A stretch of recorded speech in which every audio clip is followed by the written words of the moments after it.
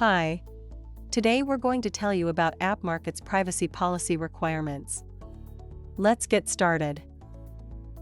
Even if you don't use AdMob, the app store you use might still require or highly recommend a privacy policy. If you use Google AdMob for mobile apps, then you're responsible for the data collected and used by the platform. This means that you're required by law to inform users about the usage of their data. You can easily provide this information by introducing the Privacy Policy section.